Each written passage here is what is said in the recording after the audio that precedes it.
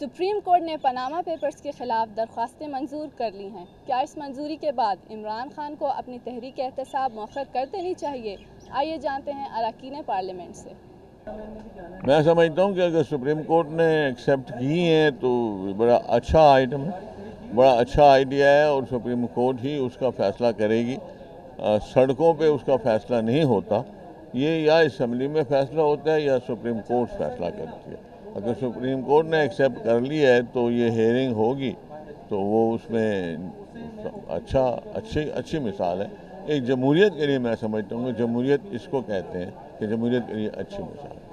देखिए, इमरान खान साहब तो पहले ही दिन जब इवन नेशनल असेंबली में भी पनामा पेपर के ऊपर प्राइम मिनिस्टर की स्पीच हुई और उसके जवाब में उन्होंने अपनी स्पीच की, तो उसी में ही उन्होंने वाजे कर दिया था, अपना प्लान दे दिया था कि हम सड़कों पर जाएंगे।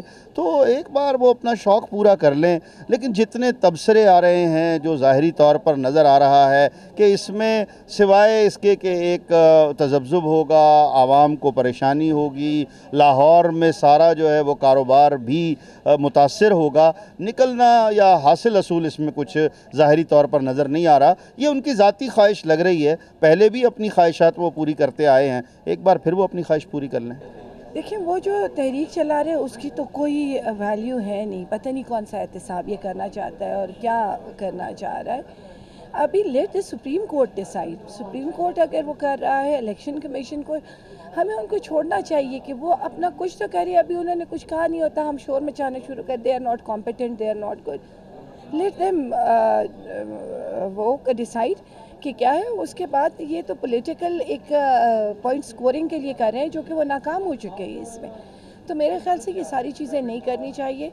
पार्लियामान में आके बात करनी चाहिए या फिर हमारे कोर्ट्स को छोड़ना चाहिए इस वक्त। नहीं, ये असल में पनामा पेपर्स जो है दरख्वास्त एक्सेप्ट करने से कुछ होता नहीं है। सुप्रीम कोर्ट ने एक जुडिशल कमीशन के लिए भी इन्होंने हुकूमत ने दरख्वास्त दी थी, जो रिजेक्ट कर दी थी सुप्रीम कोर्ट ने, तो उसका स्कोप इतना नहीं हो सकता।